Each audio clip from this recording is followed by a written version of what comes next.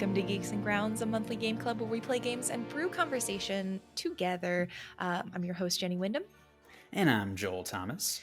and we are having an iconic discussion today because we've got some news about the most iconic characters in all of video games done by BAFTA. We're also going to be talking about the iconic game we are playing this month, American Arcadia. For folks who are just joining or maybe need a little reminder, we have been playing American Arcadia for the month of April. We'll continue playing it.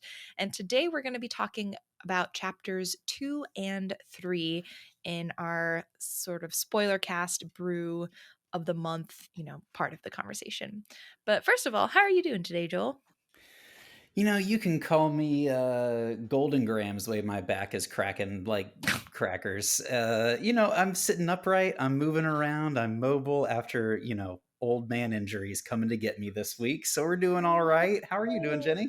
I mean, definitely better than you in that respect, I will say. Not meaning to rub it in, but yeah, you've had a week, I would say, in terms of just physical ailment that I am so sorry that you've had to experience. Yeah, it's not been great, but it's been really nice to know that when you find yourself crawling across your living room floor, No. when you have a computer chair with wheels, you can still get around. You can still do things, and you just gotta get up, pop that back right into place, Oh God. and you can walk again. That happens apparently at 37. Just a reminder to everyone, we don't give medical advice. So if this does happen to you, be careful. Um, Yeah. yeah, definitely utilize the wheelie chair if you have it. Um, oh gosh, yeah, I'm glad you're feeling better because that is very Yeah, rough. we're doing all right. We are. But I'm really excited to get into this icon discussion. Yes. So every week, before we get into the monthly brew, we kick off just topic of the week having to do with games, game industry, and just things related to what we're interested in consuming in general. And we call it the pastry case. Today's flavor of pastry, I would say, is a BAFTA poll that just came out. BAFTA is essentially it's like the British video game Oscars. I'm sure there's an acronym in there that someone probably knows. British Academy for the Arts. I don't know. Oh, is it? That sounds right. I think maybe if anyone wants to check, feel free. Let us know in the comments. It sounds right. I'm sure that's close. But the BAFTA folks, they have like a film section, music, games, and they just published a list based on a poll they did listing the top 20 video game characters of all time up until this point, at least. I don't know where people found this poll. I will say 4,000 players participated, which is not a small number, but it's still, I would say, kind of a small sample size considering the number of people who play video games in the world. So Hmm. I'm like, let's see if we can expand upon this. I would love for BAFTA to like give us a chance, maybe publicize this poll a bit more next time they run it. Um, but I was curious as we go through if y'all have any favorites that are on the list. Joel and I are going to talk through some of the highlights. But were you, I guess, surprised before we reveal what the number one character was? Were you surprised, Joel? Yes, and I have a lot of questions around methodology for this Yeah. particular research project. Yep. We know what the sample size was. What was the geographic representation of Mm-hmm. participants? I'd love to know about sampling based on age. Yep. Uh, I just feel like we're getting a very peculiar story for this, and like in a million years, I would never have put this number one character as number one. In a million years. Yeah, I would say I agree. I think there are some that I expected to be higher up on the list. There are also some that I'm surprised made the list because we have in this, and we won't hide the lead too much longer, folks. We'll say who is on this list.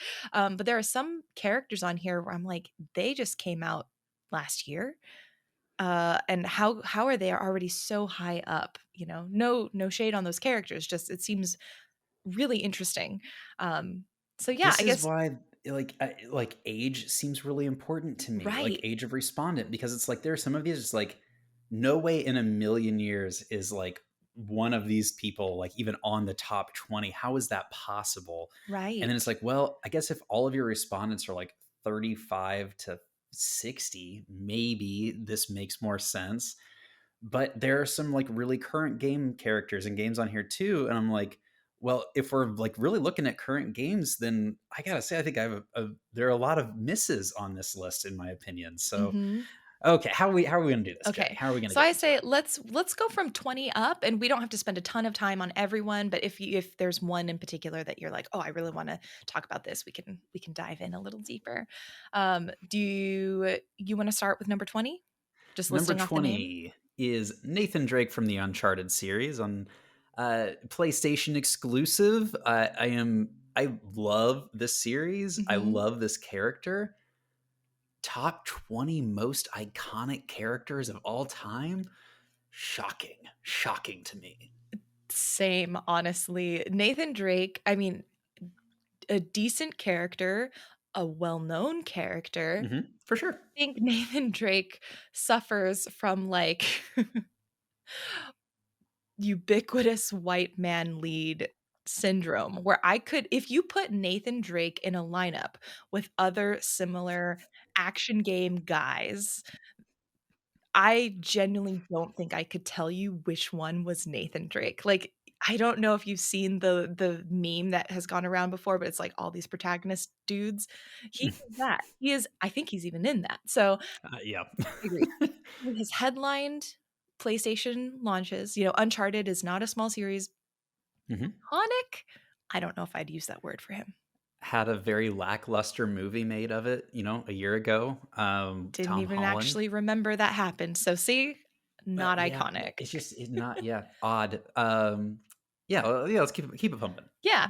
Number 19, Ellie Williams, The Last of Us. Side note, I did not know Ellie's last name was Williams, so I that didn't was either. same. But Ellie is, I think I can respect Ellie showing up on this. I I think, totally agree. yeah. Yeah.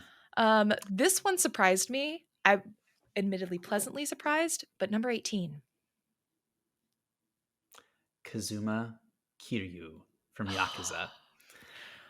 My boy, Kiryu made it, which is why I'm quite surprised, honestly. I did not think we would see a Yakuza character. Do I think it's well deserved? Yes. Am I surprised? Also, yes.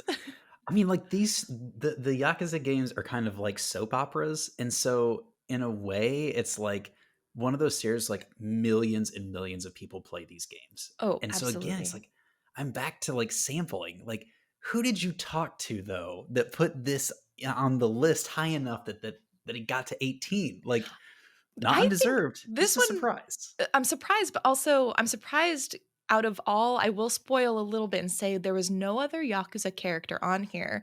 And I'm kind of shocked that Kiryu beat out Majima. Because I would say if you had asked me of all the Yakuza characters, who probably has the most like hype and iconic like Hmm. admiration, I would have said Majima for sure, who is sort of the like flip side of the coin to Kiryu, where Kiryu is like very, like quiet, a bit stoic, like wonderful guy. But Majima is chaotic and wild and very sort of fashionably loud and just all over the place. Um, Hmm. I will say I only became familiar with the Yakuza franchise recently, like since I think probably Zero came out. That's the first one I played, and haven't even finished it. But I know that Yakuza is a very long running series. So I think this is one where it makes sense to me because I'm like, okay, probably a lot of older people played the franchise for a while. And there has been a huge sort of revitalization of the franchise through its Hmm. newer titles. So surprised, but pleasantly so. I think this is a well deserved one. Number 17, Asterion from Baldur's Gate 3. Given Baldur's Gate over the last year, was surprised that he was so low on this list. And surprised that there's at least one other BG3 character that beat him out, and I'm surprised by who that character was. So I Same. like Asterion is certainly iconic. Just even the meme culture on TikTok the Oh yeah. last like 6 months, like he has been everywhere. Didn't he win like voice actor of the Mm-hmm. year at the Game Awards this last year? Like Yep. I would totally agree with being iconic. I also, people who've been playing the Baldur's Gate demo for all these years, like I've been seeing fan art of Asterion since before I even knew what Baldur's Gate was. Yeah. So I can see it. Yeah, I can see it. Again, I think more methodology behind this poll would be really interesting because, and maybe BAFTA did it as like let's just do this to be like fun on social media. But I'm like, now I'm curious. Like, Mm, what if we did an extensive study? Because Asterion's one of those characters where, kind of like Kiryu, I'm like, only people who play games would really know him. Like Ellie, I could see getting out of the gamer zeitgeist and into pop culture, and like yep. where people even who don't play games would probably be able to recognize Ellie's character at this point if they're Hmm. also into like TV shows. Yep. But yeah, I think that was another thing that popped up where I'm just like, I wonder how much of this is iconic, like just within the gaming sphere. But then there's a level of iconic that's like, even your grandma who does not play games, would your grandma know this character? And we see more of that as we move up. Um, Yes. So 16. 16 is a crime, in my opinion. 16 is a crime. It is Cloud Strife, ya boy Mhm. from Final Fantasy Mhm. and Kingdom Hearts and Super Smash Brothers. Like, how is Cloud at 16? How is he not in the top 10? Honestly, I agree. I feel like Cloud should have been up a bit higher. I mean, Cloud not only is iconic within the Final Fantasy franchise, but I think Cloud, more than many characters, at least for me growing up, made that spiky anime hairdo like truly something that everyone knew about. Even if you didn't play Final Fantasy, you knew spiky anime hairdo. That was a result of Cloud. 100%. Yeah. 100% agree with this. Hmm. Number 15, very much a blast from the past. Crash Bandicoot, which I have not encountered since I was in elementary school.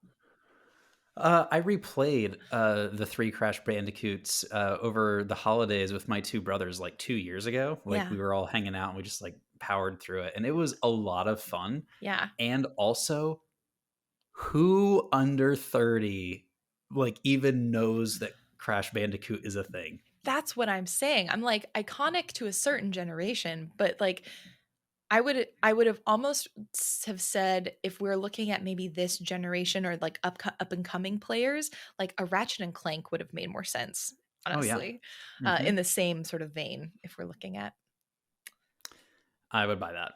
yes, Next one, 14, Solid Snake from Metal Gear. Iconic character. I'm hmm surprised he's at 14. I know that this series has a franchise has a huge following. It's hmm still a modern game, so like I understand it. I'm just a little surprised by the placement. yeah, I would agree. I would have put Solid Snake in the top 20, Hmm. not as high Yeah, personally, but I also understand like everyone, like I think I'm just someone who also does not see the Metal Gear Solid like appeal, and so I've never paid attention to it. So I think it's a lot bigger than my mind allows for. So I'm like, yeah, oh, that's I'll also give him my that. bias. I Yeah. agree. Lucky number 13 is Steve from Minecraft. Also a crime. Just generationally, you're anyone under like 25. I feel like Steve is going to be a more iconic character than almost any other character we've seen on this list so far. Like Yeah, Steve is everywhere. Steve You're not is getting away from Steve. everywhere. It's true. I think the power of Minecraft is huge. Hmm. But I also feel like Steve is close enough to the top 10 where I'm like, I feel okay. I maybe would Sure. have been fine with Steve maybe being like a place or two higher. Hmm. Um, maybe three. Between 1 and 3 places higher, but I think we're getting closer to something where I'm like, yeah, I see this. Hmm. Um, Yep. Number 12, which this one should have been in a top 10, in my opinion. Easily. Easily. Like, Number Y'all, 12. Okay, go ahead. we got Pikachu from Yeah. the game series. You may have heard of it, little game called Pokemon. Number 12 is Pikachu? Are you kidding me? Pikachu is at the Olympics. Like, what are we talking about here? If Pikachu's not in your top 10 iconic characters, Yeah. Yeah. Again, the test for me for a lot of characters is like, do kids in elementary school know this character? And then also, does your grandma know this character? yeah, check and Like, check. both would count for Pikachu. I think, yeah, the fact that Pikachu is in the Olympics and Pikachu is ubiquitous with the Pokemon brand, which is one of the biggest IPs in the world. I am shocked that Pikachu is up here. Which again, I'm like, what? Also, what parameters? Like, how did you phrase this question to the people you polled? Yes. Like, because that could change a lot of things. So, oh Yep. yeah. Number 11, Arthur Morgan from Red Dead Redemption 2. I have no comments on this. I have not played any of the Red Dead games. Literally, if it didn't say Red Dead Redemption 2 next to it, I would not have known the name Arthur Morgan. So for me, not iconic, but that's just because I haven't played any of these games. I know they're very popular, but that certainly I don't know if it's crossed into the zeitgeist for like non-gamers as well. Hmm. I think I have not finished Red Dead Redemption 2. I do know the story of Red Dead and the sequel. I would say Arthur Morgan, really important character, like definitely a significant one in the gaming industry. But again, we're getting close to the top 10. I would have bumped Arthur Morgan down and bumped Hmm. up Pikachu and Steve at the very least by For one sure. spot each. Yep. Yep. Yep. Okay, number 10. We got our next BG3 character. It is not Karlach. It is Shadowheart. How Shadowheart is more iconic than Asterion or Karlach, I cannot fathom, except that you get to start the romance sooner with her as a character. That's That's all I got. exactly my thought. I was honestly shocked because I was like, okay, first of all, surprised that two BG3 characters got on here. That's Hmm. huge. I mean, kudos to that team because it really only speaks to how incredibly they have impacted the industry in such a short amount of time with what they've created. That's amazing. But also, Hmm. out of all the characters, like Shadowheart is fine. But I agree. Asterion and Karlach are the two. And then what was the third one? Lae'zel, I think, Hmm. honestly would have been my Yeah, third, for sure. if we had to pick. So yeah, I was just I kind of do, and I surprised. would even say like Gale. It has like a much more like, especially in popular media, like you see so Yes. many Gale things. The only like meme or like pop culture thing I see with Shadowheart is that she misses all of her attacks, but you get to kiss her a lot. Yeah. Like that's it. I will say I remember like once it was launch weekend and they had just come out of early access for Baldur's Gate 3, they had a initial weekend poll of like which characters were most chosen or more something, I don't forget, like what Mhm. characters people were gravitating to most in this first weekend. And Shadowheart and Gale were both way up there. And I'm like, I don't know Yeah. if that's because they were also polling early enough that like maybe the vast majority of players were only meeting those two because they're some of the first characters you meet, versus Mhm. like Karlach, you get a little bit later. But yeah, Shadowheart, I feel like is way more popular than I give her credit for, honestly. Apparently, yeah. Yeah, Number 10 on the top 10 list of most iconic characters of all time is Shadowheart, which I don't I know. just can't. I can't do it. Like Shadowheart beating out again Pikachu and Steve. I think those two are like that's shocking to me. It's a shame. It's a damn shame. Thunder shocking, actually. Sorry, I had to. I just, yeah, sorry. Let's move on to number 9. We have good old Daddy Kratos from God of War. I can see this one. I agree. He's top 10 icon. Like he's super well known, been around forever, and still like drawing new people in to play the games. Like, Hmm. yeah, I can see this one totally. Feels Yeah, deserved. same. No complaints here. I still hear him just being like, boy, the whole Boy. time. Yeah, so yeah, no complaints there. Number 8, Master Chief from Halo. Hmm. This is an interesting one for me. Like, definitely an iconic character. I agree. I would even perhaps be okay with top 10. I'm not sure I put it at 8. I maybe put more like 9 or 10. But again, it's just Mm, because like some of these are like such confined IPs that yeah. like if you're not a diehard Xboxer or a diehard Halo or like you're really pressed about Master Chief outside of that, like there's a Paramount Plus show, I guess, right now. I don't know. That's a little weird to me. Yeah, I agree. I it's kind of funny. Halo was actually one of the reasons I sort of stopped playing games when I was in college. Um, because I remember everyone playing like Halo and there was a lot of Gears of War, which I played a little bit more of Gears of War because that had like a ludicrousness that I thought was kind of funny. But yeah, I cannot every picture that actually. it was honestly, yeah, I played a little bit of Gears of War, but when it came to things like Halo, I was just kind of like, it's not for me. And I actually stopped playing games for a long time because my friends only played Halo and I didn't want to join and I didn't know about indie games at the time. So, Can we yeah. do I would love like a follow-up like uh Kimchica, the indie game cozy core influencer. I'd love for her to do a series that's like Oh my god. unexpected action games and like going through Gears of War and stuff like that. I think that would be a very funny series. Maybe someday for like next April Fools, I'll be like, here's and let me just drop the let's play Oh, of me that's playing Gears. exactly it. 1 year Oh my and god. in 3 days from now, everyone, get Yeah, ready. let me know if you'd be interested and we'll see. Oh my gosh. I forget, was it your turn? My I turn? think you're up to 7. Ooh, okay. Truly lucky number 7. This one I find I do agree with. Uh our good old hero Link from the Legend of Zelda franchise. Um again, one that I'm surprised maybe isn't higher up, but this one I can feel like is a bit more reasonable. Uh top 10 certainly.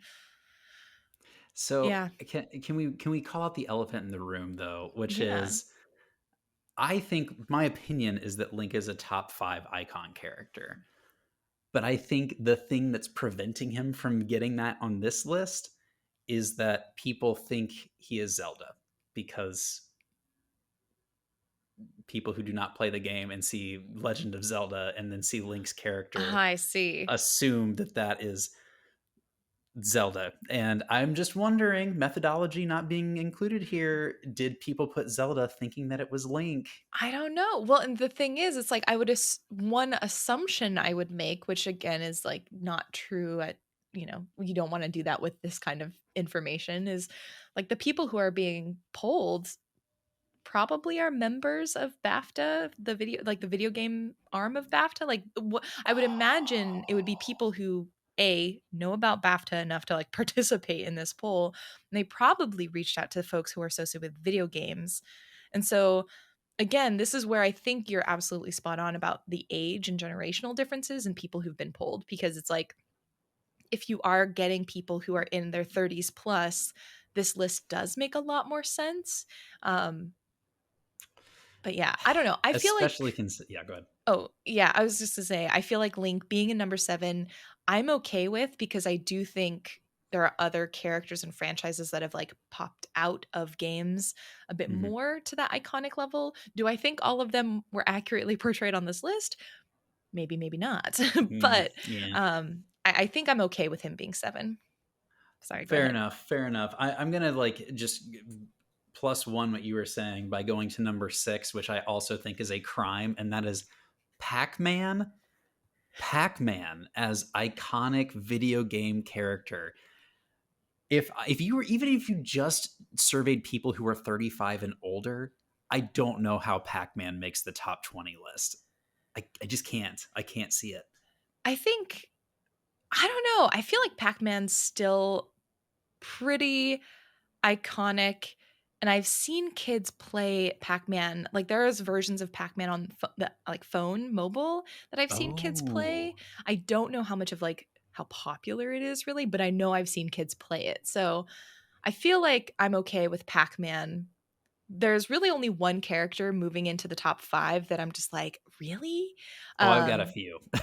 really? Oh, Yeah. interesting. I think with the top 5, I'm actually I don't necessarily agree with the placements, but I see it except for one character. Um, but this character, number 5, I feel like I'm actually very excited to see because I personally love this character, and I'm so happy, and so I'm just gonna be selfish and be like, yeah, this is a great choice, and that Mhm. is Sackboy from Little Big Planet. Oh, I love Little Big Planet. I love Little Big Planet. I love Sack Boys. Hmm. Directly to jail. Cannot possibly convince me that Sackboy is top 5 iconic characters of all time. I will say, if we had to put like Sackboy up against Pikachu, there's no way. There is no No, way Sackboy lose or wins. no, absolutely not. I can't just, it's like some hipster that got a PlayStation 3 when they were in college filled this out and they're like, I haven't played video games in 20 years, but Sackboy was super cool. Like that's what I'm feeling right now. I'd be curious. Oh, because again, Little Big Planet is one of those PlayStation exclusive, like kind of like an Uncharted, where it Hmm. is a big deal for PlayStation. I'd be really curious to see how that compares to like Halo, which I think is only Xbox, right? I think so too. Yeah. Um, yeah. I wonder, just even if we look at numerically sales, like what are the differences between these titles? Because again, also like Zelda as a franchise, bigger. So you'd Hmm. think Link would be bigger, but I yeah. just, yeah. I mean, okay. So moving on to number 4, Sonic the Hedgehog, our little blue boy. To me, makes absolute sense in the top 10. I could argue for top 5. The Sonic movies have been doing really well, especially with Mhm. like younger generations. I got a Sonic pinata for my nephew a year and a half ago. Like the fact that he cares enough about Sonic that we did that is, that's the thing. So to me, well deserved for Sonic. Yep. No additional comments there. Number 3 is the one that I feel like is the most bizarre number 3. And I would How? love to know also if anyone is listening, if you wanted to write in Discord, if you're watching on YouTube, absolutely put it in the comments. I'd be curious if you are agreeing with us on this or if you're like, absolutely not. This list is perfect. Or if you're anywhere in between, let us know. Number 3 is Agent 47 from the Hitman franchise, which is an iconic franchise, and the character, yes, I think has a certain level of like fame and notoriety. Obviously, it is a big franchise. But would I put this above, honestly, even a Master Chief or, or a Solid Snake? I don't know if I would put Agent 47 above those two guys. So if we have to elevate sort of a, a, a, a character of that sort of nature, like Master Chief should be there instead, in my opinion. I 100% agree with this.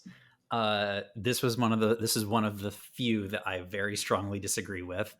I literally, again, not a huge Hitman franchise person. If you had asked me before reading this list, what's the name of the main character from Hitman? I would have been like, I don't know. And then I would see Hit Agent 47, like, oh yeah, that does sound familiar. And that's about as much notoriety and iconography as I have for this person. Yeah. Ugh. But then we get to number 2. Mhm. And this is not a surprise for me. Top 10, top 5, top 3 character, Mario. Mhm. Mario. It's a Makes me. tons of sense. It's a him. Yes, I agree. Nothing more to say about that. Um, Mario's one where I feel like could have been higher up. Sure, I wouldn't have been surprised if he was number 1. Mhm. But also number 2 I think is fine. I think it's great. Not totally okay with that. Now, I'm curious how you feel about the number 1 most iconic video game character of all time, according to this BAFTA poll. Um, Miss Lara Croft of the Tomb Raider franchise. Jail. Directly to jail. Really? I cannot. Like, literally, if you had put Mario as number 1 and Luigi as number 2, that would No. have made more sense to me than Laura Croft. People No. know who Luigi is. If I went and talked to most non like serious video game players, I'm like, do you know Laura Croft? They'd be like, was she in a movie? Yeah, that Laura Croft Tomb Raider movie. And that's about what they would know. I cannot countenance this. Oh It's man. unacceptable to me. I would allow top 20. I would allow a fight for top 10. Number 1? No, Oh absolutely man. not. This one, I will admit, did surprise me when I first saw it. But thinking about it, I will say this is a character that I would be happy with in the top 3 for sure. And as number 1, I can see it. After I thought about it a little bit, I can see it. Laura Croft Walk me through is it. an icon. So not only was she, because I remember she was super memorable for me, never played any of the Tomb Raider games. I only got to watch my neighbor play them, and my neighbor didn't let me hold the controller, so I never actually got to play. But yeah, we didn't like Janet. That was her name. Screw Janet. Sorry Janet, but you were not a good neighbor. Um to be fair, I used her to be able to go watch Final Fantasy VII. I watched her play Ah, that too. So yeah, I used Janet, but you know what? okay, Yeah. okay. We understand. Um, but I remember seeing Laura Croft, and I know that everyone was making a big deal about her big pixel boobies. I just was like so excited to be this badass lady and like see that in games. And I think the Oh. power of Laura Croft being this like really strong woman, and having that meaning for different people change the context of what it was. Like the role that she played in that and being that kind of a icon, I would say is huge. Also, sorry, my cat's trying to bite the mic. So I think that level of whether it was like notoriety just because everyone was mad about her being so like sexualized and taking her that way, whether it was someone being like, I'm so excited because this was just a woman in games who originally, I don't think she ended up being this way in the games, but originally I think was meant to be from Mexico, which was like also a big deal. I remember Hmm. talking to a friend of mine who was like, she was maybe supposed to be Mexican, and that was like a big deal for her. And that's what her mom got her the game because of that. Oh. I think there's like elements to the history of Laura Croft that definitely has gone beyond just the franchise, which is also a very running franchise. It's one of the few that have had movies dedicated to it. The reboot came out in what 2018 for the video Hmm. game. That was a big reimagining of her story, a la God of War style, where it's like she became sort of this different character and they decided to portray her in sort of these other ways. I feel like I feel like this is a deserved number 1, even though don't think I would have maybe put her at number 1. I can see it. You've convinced me for top 5. I think you've gotten me over the hump. Mhm. The cultural impact, I think you're right, of having like this really badass female character in a games in a world that is like completely dude focused in the 90s. Yeah, okay. That's super legit. I'm gonna back you on this. I still cannot do number 1, but I can see top 5.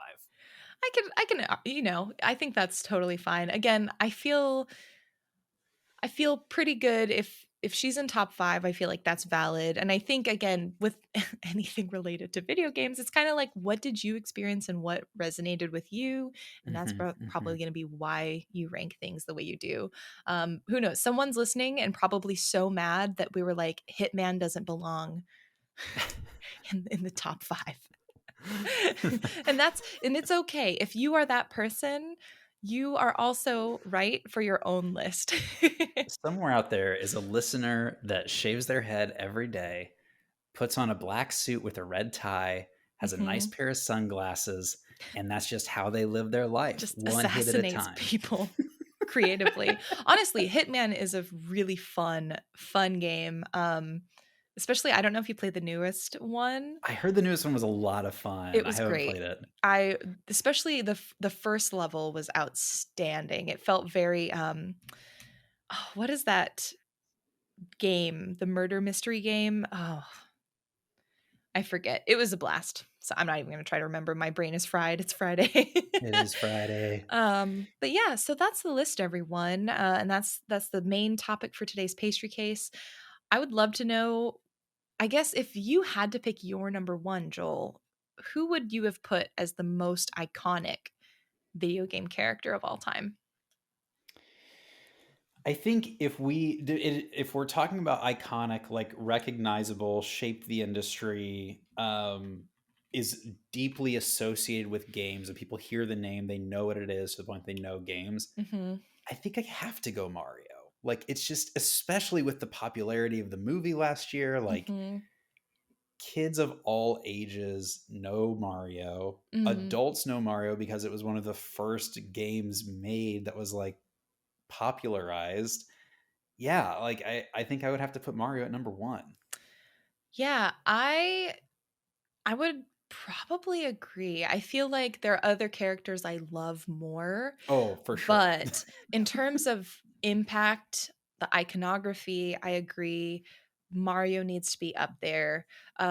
What's interesting to me looking at this is the prominence and like I don't know, maybe it's a little bit less, but it's interesting to see how many Nintendo characters have also made it up here. Like you've got the Mario, you've got Link, you've got Pikachu. I feel like the Nintendo representation is so strong Mhm. comparatively.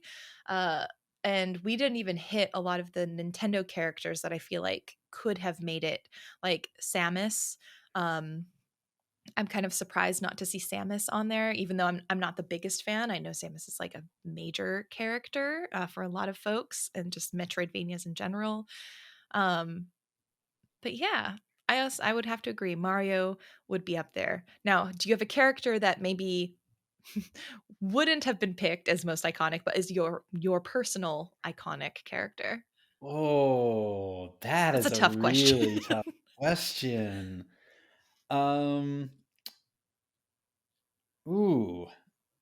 You know, the first thing that came to mind when I saw this list is like Gex the Gecko's got to be on here, and Banjo Oh Kazooie my for sure. gosh, And I yeah. think it's like, not because I actually believe that those are iconic characters, so much as like I think I still have it in me that when someone says I like video games, I still like go back to what that made me think of when I was a kid and someone told me they Mm, like video games, you mhm. know?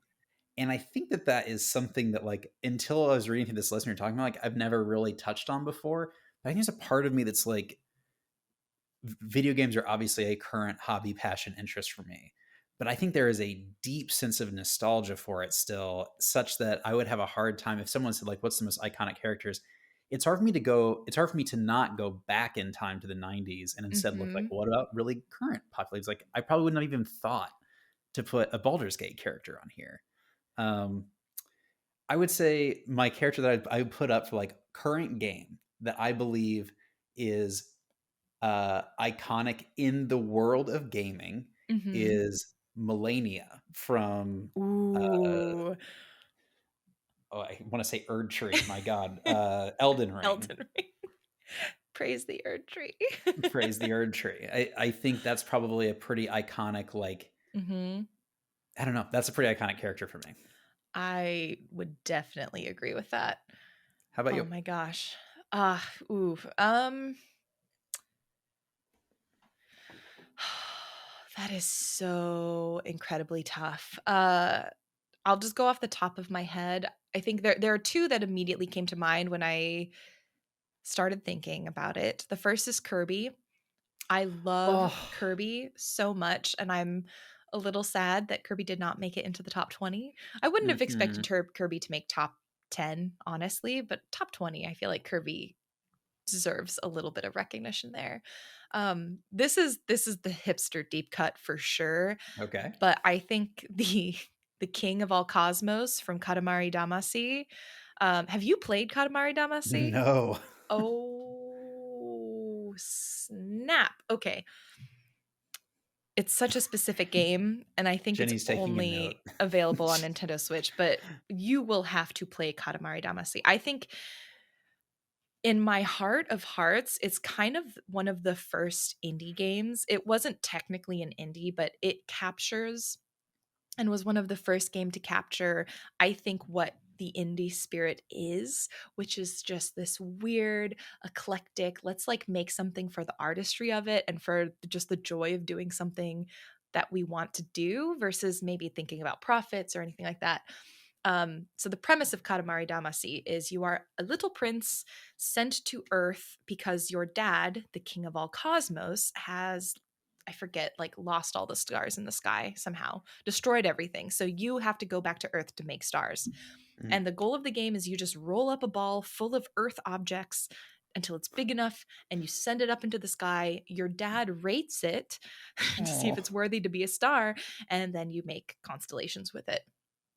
Um, that's really precious. it's very precious. The dad is honestly one of like in the running to be one of the worst fathers, to be honest, because he doesn't take accountability for his actions. He sends you to do all the dirty work. He'll be disappointed in you, and your little prince character sobs. Really fun game. Um, and I would say the king of the cosmos, this dad character, is absolutely iconic in design, in just personality. I would love to see him make it on one of these lists someday. You know what I would love is, and maybe someone out there in our listener base knows about where this could be. I would love to see a bunch of listicles like this with different categories, like Mm, top 5 or top 10 video game monsters or like bosses, top 10 Nintendo characters, top 10 PlayStation characters. Like, I feel like video games, at least historically, were so entrenched in the console you had access to, mm, that I think it makes it hard to make a comprehensive list of, like, how are people responding. right. But maybe if it was like, if you had like an equal number of respondents for like each of these little categories, like age brackets, whatever, then you could like aggregate that data to get like a more interesting, or another interesting list. I think this is very interesting to kind of read through and talk through. But Yeah, I know. I almost again the the data sort of like fan of inside me wishes we had more information about how this poll was done. I agree. I think there are a lot of listicles that are out in that vein, but I don't think there are any that are like official polls or studies. Like if you googled like top 5 Nintendo characters, I'm sure you will get tons of YouTube videos, people personally ranking their own, but I'm like, let's put this to science. Let's like actually make a methodology, and maybe this is a fun project we could like eventually do someday. I don't know. I think it would be really cool to actually have a full study with proper like lit review, methodology review, like absolutely. respondents. Oh my god. This is This is how all I ask. This this is is all I ask. If you're out here trying to get people to read your listicle, give me your methodology. Break it down. exactly. This is how you know we're really nerds. For real. We're just like So, uh Jenny, what have you been getting into over the last week? I didn't play very much Final Fantasy this week, just with work and things. Unfortunately, I just didn't have the bandwidth, but I did start a brand new K-drama. It is it is so good. It is called Queen of Tears, and it's on Netflix for anyone who has Netflix. Basically it's about this couple, and it's sort of this role reversal or sort of twist on a very common K drama trope, which is very cold, almost mean, sullen, like media mogul or president of company guy, and very cute, klutzy, open and emotional girl get together and they have emotional romantic hijinks, usually in a forced Oh, marriage situation. It kind of always mm. happens like that. Um, in this, it's the woman who is the like big wig mogul CEO of this department store chain. So she's the one who's cold and a bit mean and distant, and reticent to be emotionally available. And the guy in this relationship is from the more poor family. He's working hard. He's a little klutzy, a little goofy, more emotionally Oh, available. And so it's like, what happens if you have this really tried and true formula, but you switch sort of the roles that the genders play? oh. I'm only 2 episodes in. It's been really fun to watch so far. The actor and actress have just wonderful just chemistry with one another, even in their like not getting along phase, which is a lot of that first episode. And I'm really excited. I think it's already complete on Netflix. So if you want to watch it, you can just go through the whole thing. I'm just taking my time with it. A friend of mine and I, we're actually doing like K cardio, where each of us we watch specific episodes on a day. And so like episode 1 we watched on Tuesday while we did our cardio workout, and we do it Oh, asynchronously, but then we talk about it and chat together. And we just fun. watched episode 2 last night. Today is episode 3. So it's nice cuz I have like a buddy that I'm watching it with, and it's like motivating us to do our cardio workouts. So yeah. That's really nice. Yeah, I That's really recommend nice. it. What about you, Joel? A couple of different things I've been into. So I picked up a new book called When Things Fall Apart, which we'll link here in the show notes. Which is like the kind of a Buddhist nun writing on some of her observations about life and how to deal with like major life events.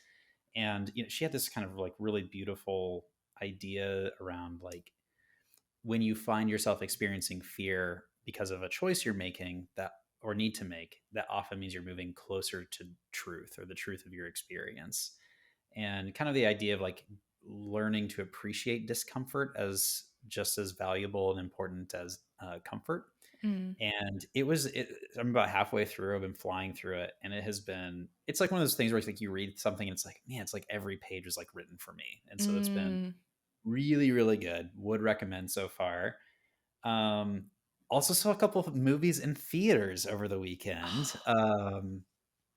Got out there. The first is Problemista, Oh. and I won't spoil anything, but what I would say, like, if you liked kind of the indie movie movement from like the late 2000, like your Science of Sleep, that kind of whimsical energy, uh Problemista is for you. It's like a more refined version of that type of storytelling, lots of imaginative like twisted on reality things that are happening, but it's also telling like an immigration story for a person who's moved to New York and is trying to make it. And it's hilarious and heartbreaking and just so creative, and I would highly recommend it. It's just really, really fun. Mhm. I'm really looking forward to seeing that one. I saw like a trailer pop up just on Instagram the other day, and or like 2 weeks ago. And ever since, I'm like, oh my gosh, this is one I have to go see in theaters. It looks Mhm. very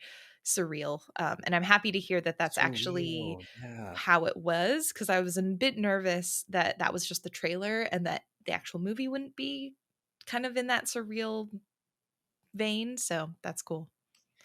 It has that energy literally from the opening scene until the closing scene. So Wow. Okay. I think you'll enjoy it. In a very different direction, I also watched Love Lies Bleeding, which is the new Yeah.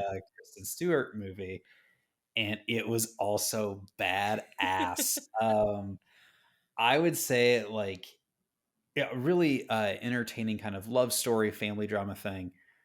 But it's not. You would not watch this movie like, oh, this is a drama. You would watch this movie and be like, this is almost like an action thriller with kind of the amount of stakes and the issues that are going on there. I won't spoil anything for you. Like, there's a lot of violence in it, which I did not suspect based on the initial trailer. Mm, Um, but if you're in for like a more thrilling experience with like a really cool love story and like a lot of great, like, not great, but a lot of family drama that mm. interpersonal broken people that make bad decisions, this is the movie for you. Would recommend for sure. Yeah. I That's another one I'm really excited to see. And that's what I'm hoping to see in the theaters. I think that'll be fun, like a fun one to see sort of in this like big screen experience rather than just like seeing it at home. Yep. Anything I'll just also add, like, there's a lot of really great humor to it, and Mm, also some twists on reality. So that kind of okay. it's not just like they do a great job of subverting whatever your expectations are going in. So I know I'm Hmm. giving you like a lot of conflicting themes here, but I think that's intentional from the creators, and I think it all comes Mm, together really, really nicely. So would awesome. recommend for sure. Very, very cool. And then just to tie up the pastry case this week, we've got our notable releases. Do you want to kick it off, Joel, with the first one? Yes, first one, Yellow Taxi goes vroom on April 9th from Panic Arcade. In this chaotic platformer, you spend more time in midair than on the ground, even though you have no jump button. Stringing together moves to reach spots even the developers haven't accounted for as you flip, dash, and bump your way to new heights. That is a great game description. This is super cute. If you're a fan of like PS1 graphics, even sort of that PS1 almost arcadey retro kind of feel, definitely I would say check this out. It's one that I've kept an eye on it, but I definitely did not think it would be as fun to play as it was. So yeah, very excited for that one. The next title is Botany Manor, also coming out April 9th. Again, we are having so many weeks with just multiple titles coming out on the Games same on day. It's games. busy. Botany Manor, April 9th by Balloon Studios. You play as inhabitant Arabella Green, who is a retired botanist, and you'll be able to explore your house and gardens filled with research to figure out the ideal habitat of forgotten flora. This is a really cool one because not only are you growing plants, but each plant has like a hidden, very magical property, like an Hmm. unexpected. Again, we're going into this magical realism like talk, I feel like, with these movies. This Botany Manor feels like a take on magical realism with plants. I played the demo, really loved it, and I can't wait to get more into the full game. Sounds lovely. Next on the list is Sophia the Traveler, April 11th from Memo Go Go. Join our lovely heroine as she roams Venice, the city of water. Like a Where's Wally visual novel, search for objects and characters in stunning and vivid hand painted cityscapes. Hmm. Is Where's Wally what Where's Waldo is called in like other countries I or think something? so. Yeah. Okay. Yeah. I didn't know if that was like a copyright thing or just the No, US has like a weird name for it I thing. think I think in the EU or Australia, one of those places, I think it's maybe Where's Wally, but I'm not entirely sure. I assumed it was, I guess I should say, um, because I feel like I've heard someone, maybe a coworker, say something like that too. Hmm. But yeah, it could be copyright. And then the last title that we'd like to highlight releasing this week is Life Eater on April 16th by the wonderful folks at Strange Scaffold. If you are not following Strange Scaffold, check out what they're up to. Zalavir, one of the leads, one of the founders, I think, of Strange Scaffold, is just doing incredible work in the industry, just in terms of making the quality of life for games just better, more sustainable, really good advocate. But not only does he do good work outside and like speaking, making sure the industry is a good place to work, he also makes awesome games with his team. This is a kidnapping simulator. It's a Hmm. dark game. It's just, let's preface with that. The premise is if you don't sacrifice your neighbor, the world ends. Life Eater is a horror fantasy kidnapping simulator where you must become intimately familiar with your target's lives, one intrusive action at a time, and hope that the dark god you serve is even real. I'm very excited. If you played El Paso Elsewhere, that was another Strange Scaffold game. Hmm. Um, they have they have such a nimble and agile development process. They are working on multiple games right now, and so I'm just excited to see what else they come out with. But Life Eater is one of those games where I'm not normally a horror game fan, um, but I will be playing this one because I just know the team, I know the writing. I think it's going to be really, really good. You might not be a horror game fan, but I know that the internet is a fan of watching you play horror games. So at least you got that going for you. Yeah, there is that. So that is it for the pastry case. As always, we welcome any questions, comments, anything discussed here. Whether you want to chat in Discord, put it in the comments on YouTube, or just send an email over to Jenny at geeksandgrounds.com. That would be awesome. So now grab your cups, grab your game journals if you are also like us and taking notes, because we are about to hop into our very, very spoiler full discussion of American Arcadia. We've been playing American Arcadia. This is our second week. So if you're wanting to follow along, just know we're starting with chapter 2 and we're going to go all the way through chapter 3. And even if you haven't played, feel free, if you don't mind the spoilers and you want to use this as a primer to help you Mhm. maybe think ahead on, keep an eye out on what you're playing. That's always great. It's like a cliff notes for the game. Uh, and if you've already played, feel free, use this as an opportunity to see if maybe we're thinking the same things, maybe we're not. And if we're not, I would love to hear from you again in the Discord or just via email. But we begin when the text pop up and says, "Do not break or don't break the fourth wall," which is a great, great sentence. Fantastic section Yeah. name. Absolutely in love with this game still, very much digging it. So, as we enter the Hotel Cygnus, we know that we are kind of tracking two characters at this point. We are controlling Trevor in third person for a vast majority of the game, but we also met Kovacs, who is person outside of Arcadia.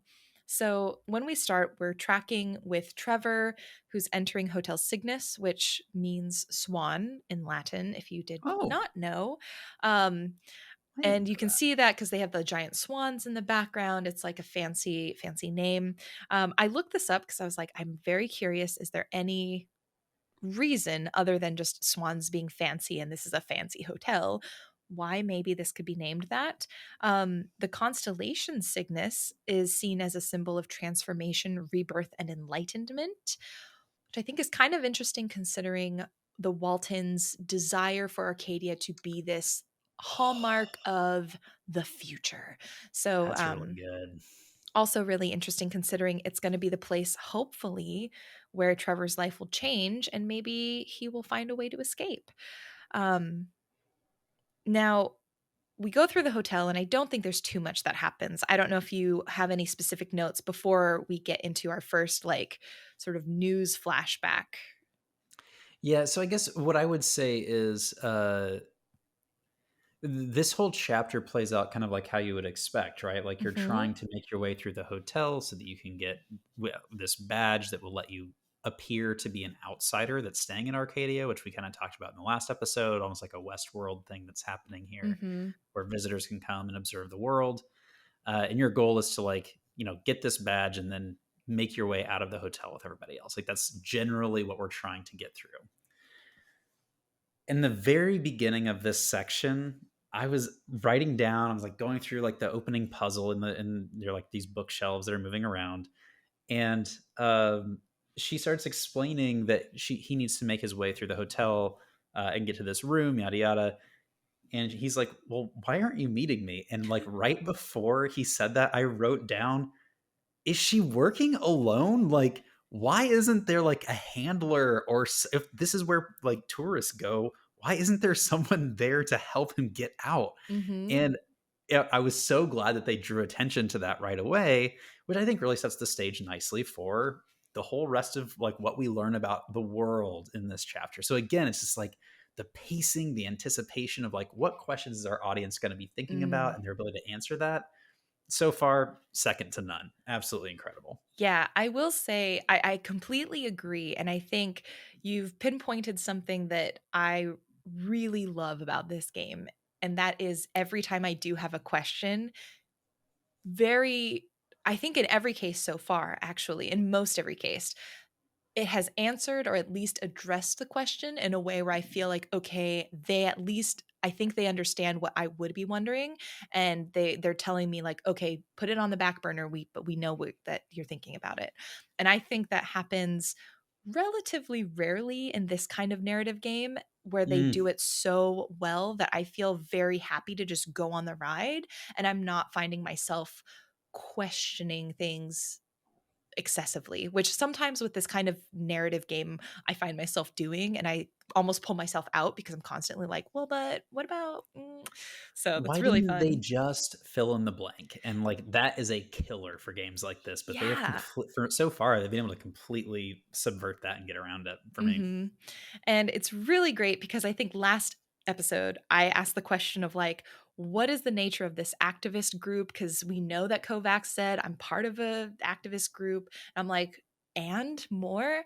And that is what this chapter really largely focuses on at the start, Mhm. which I was like, oh, thank you so much. Um, After the bookshelf puzzle, which I loved, I'm actually very much I wrote enjoying. that same thing down. It was so fun. These puzzles are great because they're not too hard. I never feel totally stumped, at least currently. Who knows as we move forward? But so far, I haven't felt totally stumped. I feel like I always know what they want me to do, even though I don't get it on the first try sometimes. It feels so good. And after we finish that puzzle, we learn about the breakout and the Arcadia Six. And the organization that came out of Arcadia Six is called Breakout because this is a group of six Arcadian citizens who were able to escape um, in an event that is categorically denied by Walton Mhm. Industries. This is like really strange to me, to be Hmm. honest. And like I feel like there's more here that we have yet to learn. Yep. The fact that Walton is able to distance themselves from this and pretend it didn't happen is strange to me. Like if these people are on the outside, why like wouldn't they run to the news? Like there should be obvious documentation at this point. Like it feels like there's something else going on with this Arcadia Six or whatever. Hmm. Um, because that is odd to me that they are able to pretend like that did not happen. Is Yeah. just like, well, what's going on here? Part of me was, I do agree. I do think there's something more because something like that doesn't just completely get swept under the rug. I think it feels like one of those instances where company, like everyone knows that something happened, and the Hmm. company is just like, we're denying all occurrences. This is just rumors, but it's like everyone still knows something happened. I felt like it was one of those situations. Um, and especially if this happened, what probably in it was 30 years ago, so 92. 1902. Yeah. It's like I wonder if that's also a time, and with the corporate power, like how much money were they able to use essentially to get out of anything that could have impacted their company super significantly. But they also said that this sparked a national debate. How is there a national debate if the company doesn't even acknowledge that it happened? I mean, have you seen the companies today, Joel? Have you seen just the boycott? I think there's an element of, I think it is weird, but at the same time, how many, like, we know people are boycotting McDonald's right now, and it's impacted their stocks and finances by the millions, maybe billions at this point, but they're still in business. They're still making bank. And so I'm part of me is wondering, like, my question at this point is, to what extent does this company, like how much power do they have? Where beyond their company are they essentially lobbying to Hmm. ensure that they have this amount of control over the narrative? Because I don't doubt they're probably like, there's definitely boycotts. They said they had national debates. They were hit financially. They were powerful enough to get through it, and they've been alive another 30 years. So there's a lot more here than meets the eye. Yeah, I feel like we talked about this last time, like potential subplots or future Mhm. worlds where it's like, well, what if this whole escape is actually staged, or maybe like Kovacs and or Angela is also in it, some sort of like Mhm. simulation or something. And I'm gonna keep coming back to that because I think there's some. I got some additional, not maybe not clues, but just some additional things that happen that make me like scratch my head a little bit in these next Yeah. couple chapters. Yeah. Oh my gosh. Yes. Um, I gotta say, I feel like this was we've talked about this a little bit, like the importance of direct action when you have like an mhm. organization that is way out of line, whether that organization is a governmental agency or not. Um, and like when I was watching this felt like one of those things where it's just like literally without direct action here, I don't know how would you ever move forward from the kind of immoral, I'll use the word immoral just as a Mhm. placeholder, but like immoral behavior of this company. Yep. They're protected.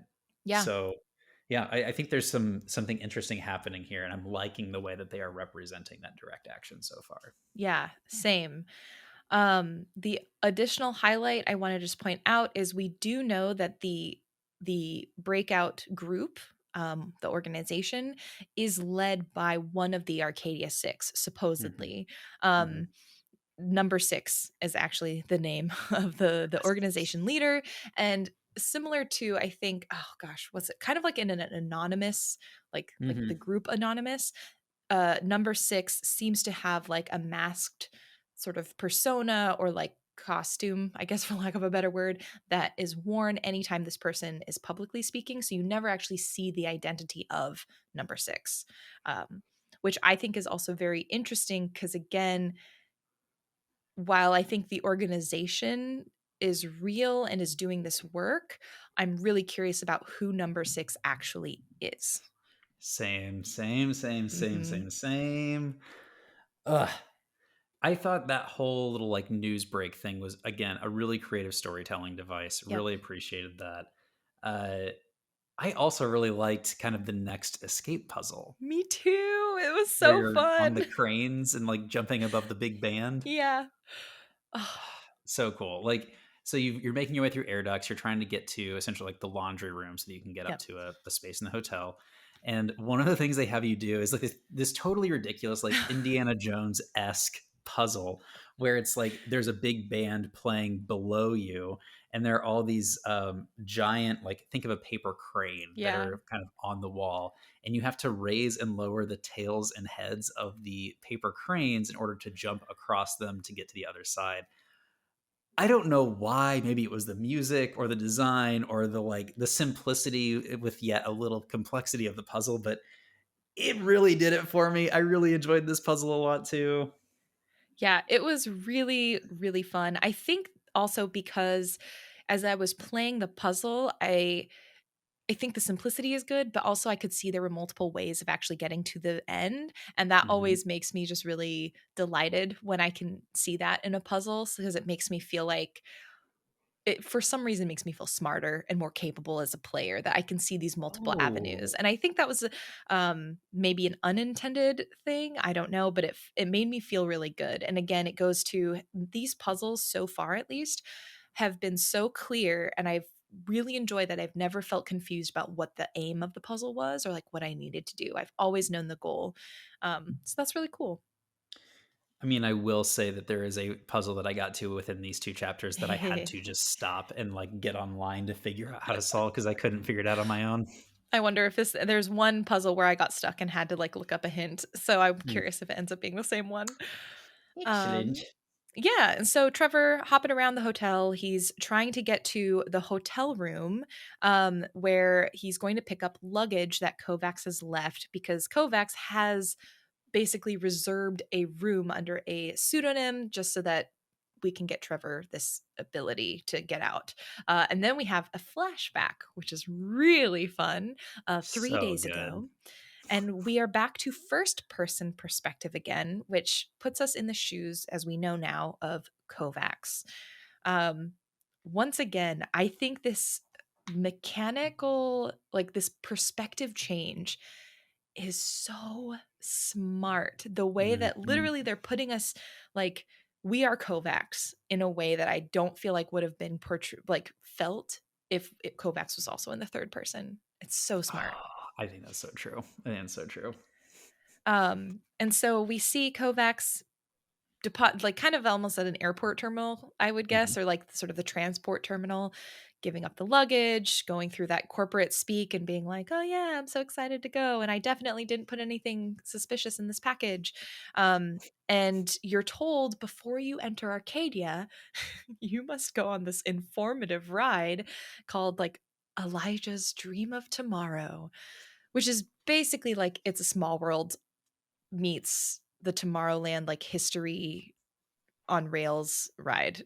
Um, Less of a ride, maybe more of a propaganda infusion, I would say. Uh, Definitely a bit of that. Also, some interesting parallels. Elijah is a prophet in the Bible, and Hmm. the dream sequences there are kind of important. And so I think there's some interesting biblical tie ins here. I will say, the Dream of Tomorrow ride was like the perfect amount of, oh, I can see the darkness underneath what's going on Yeah. here. And man, what were some of the things that stood out to you as a part of that ride? Oh man, I I think one of the most interesting elements was the relationships that we discovered and the sort of complexity of the relationships between Elijah, Donald, and most specifically the original Kovacs, who was kind of like this scientist, almost Bill Nye character, because he does songs and teaches science, but also is one of the right hand men to like building Arcadia.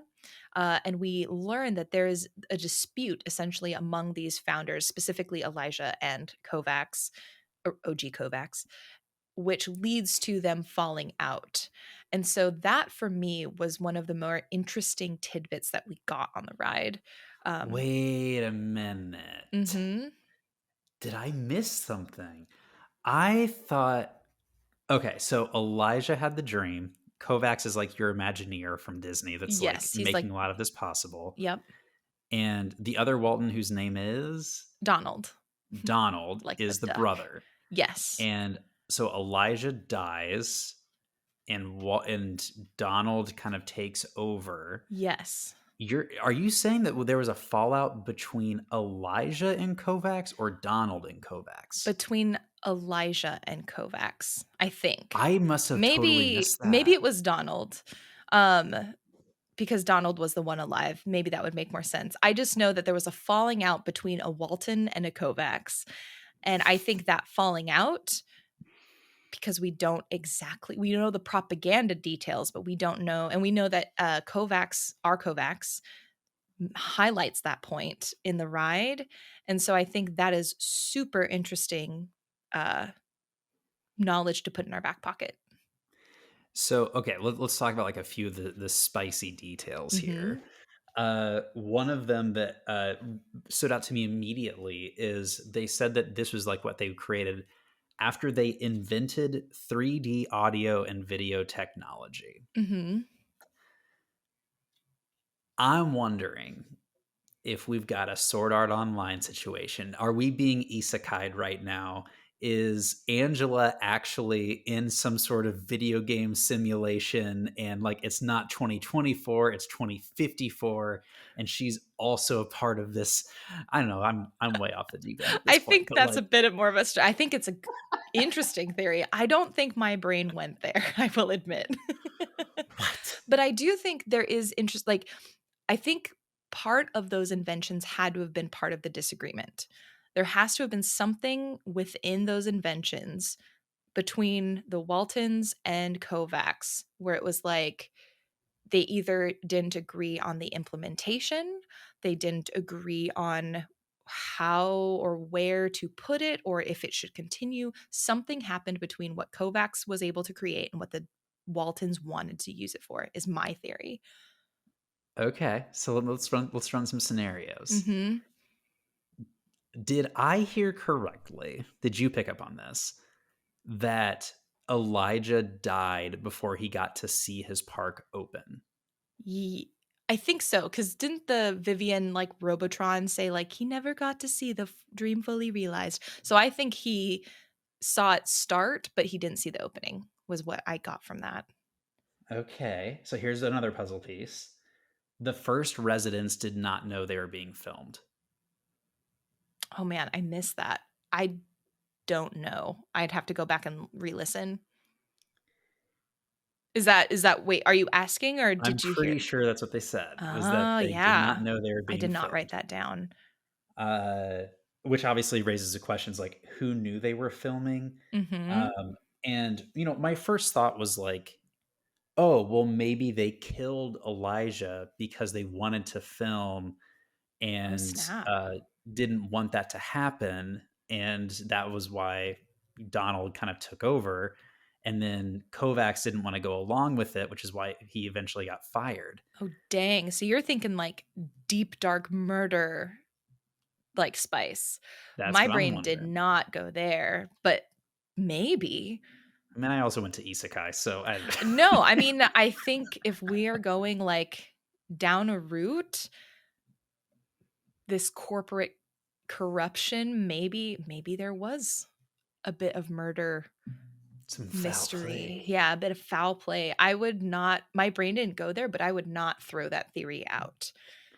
Here's a complicating factor for this theory. Mhm. If they were building that if they were building that city in order to record people, they would have had to build it that way from the beginning, Mhm. including all of like the cameras and where they're going to be located and whatever else. So if that's the case, then Elijah must have known, right? Like that was going to happen, because otherwise how would they build the city in such a way that they could record people? Yeah. I think that's why for me, that's kind of why I don't know. I feel like it yeah, I agree. I think that is a complicating factor. I think this is why I kind of thought that maybe Kovacs and Elijah Dalton were the ones who had the conflict. Because again, it's like, even though Elijah didn't finish it, he did start it. And so I just kind Mhm. of assumed that that was the case. But I think upon reflection, probably the conflict was with Donald. That makes much more sense because I wonder if Elijah, being the one who had the original idea, maybe had a more uh, benefit of the doubt, more sort of noble cause and noble Mm. reach. Like maybe he truly was trying to build a land for the future and of tomorrow and all of that good stuff, never meant it to be the thing that it turned into. Whereas Donald perhaps came in and was like, the Got money. greedy. Yeah, and then that's when Kovacs. Yeah. So I think that's pretty good. I would agree with that theory. Plausible, right? Yeah, I feel like that's a really solid theory. Um one of the We also things I'm oh, sorry, go ahead. oh no, this is off the ride, so I want you to go Oh, first if you're okay. still on the So ride. I this is also when we learn about the Burbank Act, right? Was that also during the Yes. ride? Yes, it is. Which is astounding. No, Essentially, we learn about it right before the ride, actually, I right before think. the Yeah, ride. because you look at one of the posters, and it's a poster of, like, the mayor of the city shaking hands with oh, man, I wish I could remember because I think this does make a big difference if it was Elijah or Donald that was Mm, around for the Burbank Act. I wish I wrote down the time frame that it happened. Ugh, I did not either. But dang. essentially, like this act, what's the phrase? Like it allows him to treat humans like they are in a zoo. Basically, yeah. I think the legalese of it is allows the Waltons to legally adopt, like the company to legally adopt people, which then extended out, basically again turns it into a zoo Hmm. legally versus like taking care of people as employees, for example, because technically that's what they should be if they are being cast in this show. Um, yeah, outside of the ride, I think there were some really just interesting little tidbits that were fun.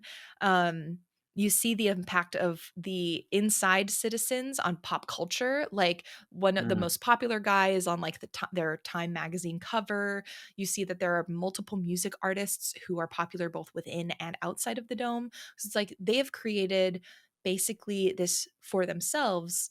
Um, well, they have to maintain this facility. Like the content itself is free and people are not being paid for their actual labor and impact within and outside of the dome, which is really interesting. And one of the really personal details that hit me was when you enter sort of the main foyer of this region or this area, there's a big wall with many screens on it. And you see like sort of snapshots of a live broadcast and like rankings. Did you see that mm, wall? yep. Okay.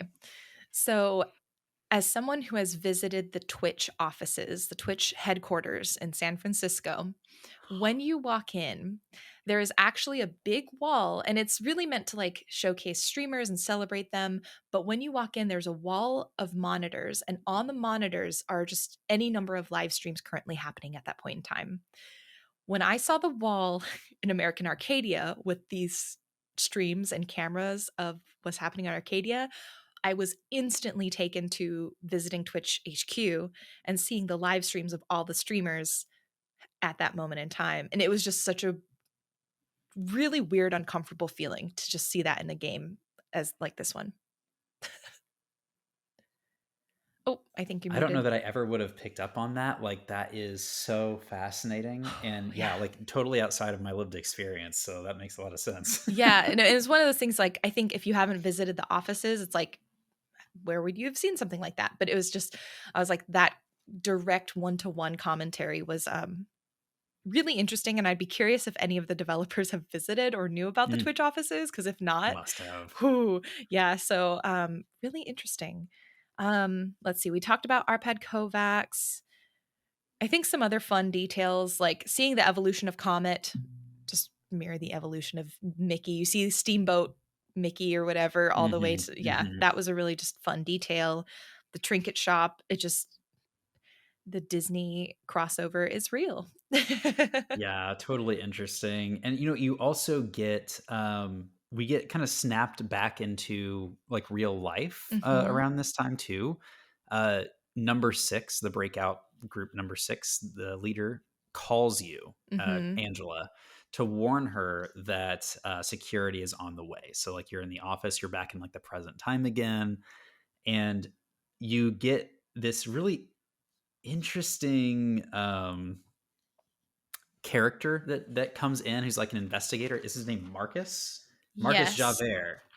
which is such a strong reference to the Les Mis movie Yes. and book, and musical.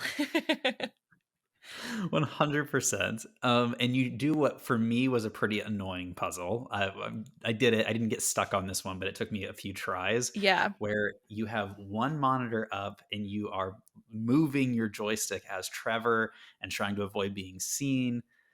And then you have another monitor up where you are answering questions as you're being interrogated by Javert. Yeah. And this was like really strange. You meet kind of the person who's going to be your one of your antagonists throughout, which Mhm. is cool.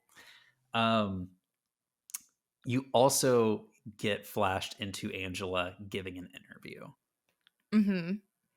and to me, this really blew wide open what your theory from the last episode that we did, Mhm. that Trevor was not being interviewed by police, but that he's being interviewed in more of a documentary style show or something like that. Yes.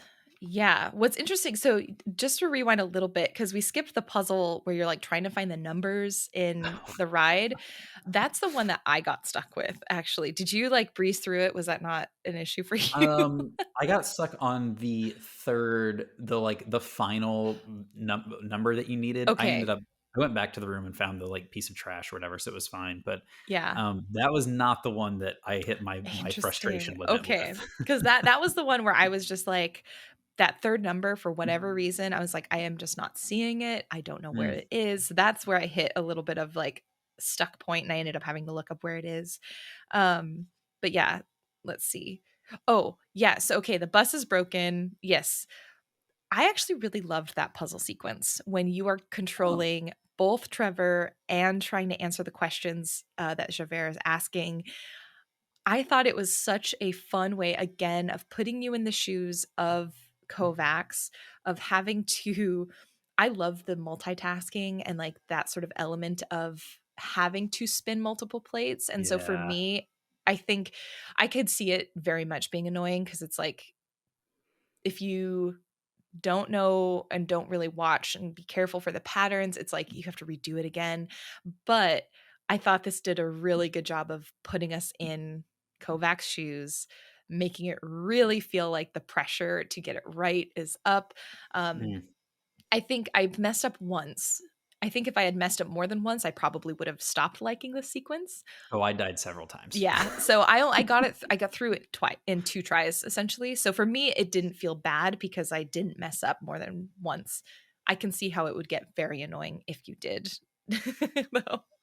There are a few of these escape sequences with Trevor where it's just like, I don't understand what is happening in the environment and I don't have enough Mhm. time to look to figure it out. And so I'm Yeah. getting like punished because I can't understand what I'm looking at, Mhm. more so than that I can't figure out the puzzle, and I don't have Yes. time to. And, like, that happens a couple times in these 2 chapters that, like, Yep. that did kinda bother me a bit. Yeah, I will say the one area of weakness this game holds for me is the chase sequences, which is the same, I would say, that happened with like Bramble, Little Nightmares, any game Mm, of that nature where it's like exactly what you said. If it takes you as long to figure out the environment as the essentially the drone takes to get to you, that's just doesn't feel very fair.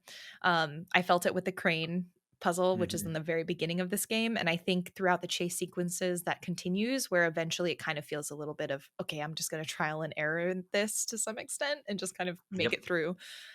Um, I'm really curious to know because when Javert is asking you these questions, there was one where he was like, you don't want to answer like that. And I was like, oh, I wonder if this is impacting anything in the future, or if this is just getting us through the puzzle. Um, I also wrote down the question um, again, is this really number six? Who is number six? I wrote that down again here because you're getting this warning call, but it's like, who are you? Like it says unknown number, and Kovacs clearly has no, like, Kovacs didn't know that number six had her number. So Mhm. I'm still very suspicious. We also learn, it's either in this chapter or the next one, but it's just like a little side thing, Hmm. that, Kovacs did not join the company in order to work as this kind of Yep. plant. She worked for the company already Yep. and has become a plant. And I Hmm. think there's just, like, some interesting dynamics there. So, yeah, again, I think there's more underneath the surface here. I'm curious to see where it goes. Yeah. And I agree that interview with like Trevor officially learns her name is Angela, so now we know Mhm. Kovacs is Angela for sure. But yeah, the fact that during Angela or Kovacs's interview, there's like a nice chair, there's a lamp on the side. It does put into sort of a sharp relief that this is maybe not the interrogation that we initially thought it was. Yep. Oh, one other thing that came out during the video, experience Hmm. is that 100% of the people that live here live in luxury and comfort. I wrote that down So, too. to our conversation last week, like, would you sign up to go live in this city if even if it meant that you were being recorded? Well, You and I think even if you're meant to be recorded, honestly, the recording not as big of a deal for me. I know it should be a big deal for me. Honestly, not. And so that's why in Discord and in the newsletter, I was like, we're going to actually put the stakes to where they actually are. And I would love to know for anyone listening, if you haven't answered yet, would you live in Arcadia knowing you get the life of luxury and security, but you will be recorded. And if you are the least popular person, you will be taken on a travel grant. I think travel grant notwithstanding, because I think that's a deal breaker for me. Hmm. Um, Hmm. the thing that actually bothers me, like, that I'm morally objectionable to or find morally objectionable is, like, to go live in Arcadia is to completely ignore the problems occurring everywhere else in the world. Hmm. And, like, that to me is a big difference here. I feel like my life, most of our lives at this point is you're always being viewed anyway. So, like, I'm not Yeah. super concerned about my privacy at this point. But yeah, I think the idea that to join this world means that you have to shut out anything that's on the outside, that to me would be a deal breaker. Hmm. Yeah, I think it's a really interesting conundrum, and we know that that isn't the question that like Trevor has been asked yet. I think it may get interesting if we do get to a point. I mean, we know Trevor lives because we know his interviews are post these events. I'm Mm, really curious right. now whether or not Trevor has chosen to stay out or if he has chosen to go back to Arcadia. Um, just knowing that he has grown up in this type of world. Hmm. And I'm now thinking more along the lines of like, what does it mean to leave if you've grown up with this your whole life? Because I think it is easy for us to say, like, no, no, no, we don't want to go to Arcadia because, like, yeah, we're surveyed, but not to the extent that they do there. Also, like you said, it's like to close our eyes to everything that's really happening. That's like a huge deal. That's not the perspective he's coming at it with. And I think that's really fascinating to think about is maybe what will he pick if given the opportunity? It's your classic cipher in the Matrix conundrum, where it's like, I want to get plugged back into the Matrix because it's better to Mhm. be ignorant and comfortable than it is to live in the the goop eating world of the Matrix in real life. So Yeah. I think there's definitely like that story beat I'm very interested in as well. It's like Mhm. where does Trevor land on this after the fact? Yeah. And I think also we learned something really interesting. We kind of knew, but they did explicitly clarify that this is a world basically trapped in time, that like Hmm. everywhere else is in, I think they say it's 2023, which is weird because also it makes this game super timely. And I'd also be really interested to see what it's like to play this game in like 10 years because this is such a game of this time. But Hmm. also now we know for sure like the 70s our Arcadia that 2023 is the real world, quote unquote. I also thought a little bit of the anime pilgrimage, which we kind of talked about in Space for the Unbound when we played it last year. But this idea of everyone coming to Arcadia is like this weird version of them doing like this anime pilgrimage and like Hmm. going to visit. So that was just like a loose connection that I made because I was like, especially hearing and seeing all my friends who are like have gone to Japan and they're like, I went to this area where this anime like they had drawn this picture and this is me in the same place where my anime fan characters were. I don't know. I think there's something there that's also really interesting about creating a theme park of a reality show of a place that like people will want to go and visit. I don't know. Hmm. It's just Yeah. dark. I mean, I went to the Jujutsu Kaisen KFC when I was in Japan. So, yeah. That's amazing. Yeah, it's like one thing when it's a fictional world, but it's like when it's a person's actual world and you're visiting as this tourist, I don't know. There's a whole tourism conversation we can have in there. That's Um, true. yeah, cultural tourism. I will say, and this is bleeding a bit into our next chapter, Mhm. A5, D4, A4, F sharp 4. Yep. That at the beginning, as he's running away, he says something like, "I'm not sure there's a reason to get out." Yeah, I wrote this where he said, "If they weren't planning on killing me, I don't know if I would want to get out." And I was like, I mean, because what's really it's kind of funny, but they have this conversation where he's like, "Well, what's the world like outside?" And Hmm. Kovacs is basically like, "It's kind of the same, but maybe a little bit worse, but I guess they don't wanna explicitly kill you." It's like, you're not really That's real. selling it, but it is honest.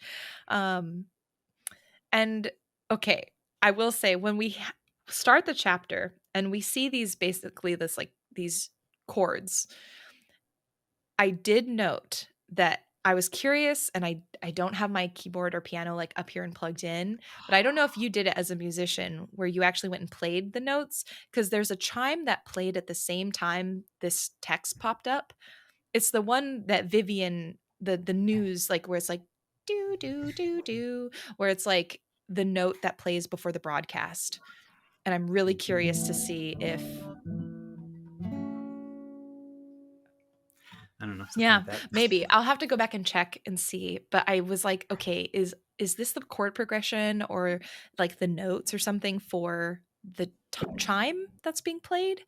Um, so That's that's interesting. yeah. I was looking everywhere to try and figure out what that was, and I I could not put my finger on it. yeah. But now that you say that, what if it's the jingle? Yeah, that's what I was thinking. I'm like, I but they don't play it, and You here's can where never I get hear a it. little confused because okay, so I guess let's rewind. Everyone keep the Yeah. jingle in your mind. So Trevor arrives, he gets off the bus from the hotel. He's at the place where you essentially cross from Arcadia into the real world. He is in the Mhm. home stretch. As he gets closer to basically what's like TSA, their version of TSA, um, there's a sound that he says sounds like an air raid siren and it Mhm. just makes him feel sick. And they even cut in this interview and he's like, take all the headaches in the world, all the stomach aches, like the nausea, times it by 10, and it still does not compare to like what I felt. And because he can't physically move forward, he feels so ill. The security guard is alerted to the fact that this may be a breacher, this may be someone trying to escape, and security Mhm. gets called. And who arrives but Javert? And instead of Right. 24601, he's like 10392. I will get you. And I'm just like, oh my God, this is like the musical kid in me loves this. Same. 100% the same. Yeah, it's great. And so yeah, I also wrote down, I wrote, is this the jingle question mark? And I wrote the notes down and then I wrote air raid siren because I'm like, if it's an Air raid air raid sirens are not siren, it's jingles. not a jingle, but there No. is like that note progression that we've heard multiple times. And I don't know if those are the actual chords or notes, but I feel like it maybe is. Um, we also Yeah, get it's weird to introduced to me. the interceptors because as Trevor begins to run and Kovacs is like, just run away, we'll get you out, just get away from these guys. We meet the interceptors. Mhm. These are like fully body armored up, like police force, secret police force that Yeah. starts like chasing you and has been chasing you, but like is really in it now. Hmm. And they or Javert, I'm not sure who, yells out, "You're under arrest for violating the Burbank Act," Yeah. which I think is fascinating. That Yeah. not only is this legislation, but it's a law that you can be arrested for violating, making it like criminal code. Right. That to me was in the do they have their own police force in Arcadia, or did they have like real police or whatever come out to do this? Like there's so many implications of that one sentence, and I'm I'm really curious about it. Yeah. Well, did you catch? Because the interceptors, there's like a little bit of a flashback slash cut in with Angela, and she says the interceptors were previously thought to be an urban myth, that they were Hmm. not a they were seen in this photo with the Arcadia 6 breakout, but everyone were like, do they even exist? Nobody has seen them. But they came out in this instance. So we know that there's some sort of like secret armed police like force, in addition to the security that has been chasing Trevor around this whole time. And we don't know, like, Hmm. Javert kind of sits as a lead. We don't know of the interceptors or maybe of his own, because he has his own title. I didn't write it down. Um, but I'm curious where kind of Javert sits in sort of the leadership chain of that. Yeah, his character is just like a really fascinating one to me in general. I'm curious to see uh, if he ends up maybe being like a good guy in the end, or if he'll Yeah. play a true Javert, where it's like even though he knows that something is that the law is morally wrong, he's so committed to the law that he can't go against it. Which Mm-hmm.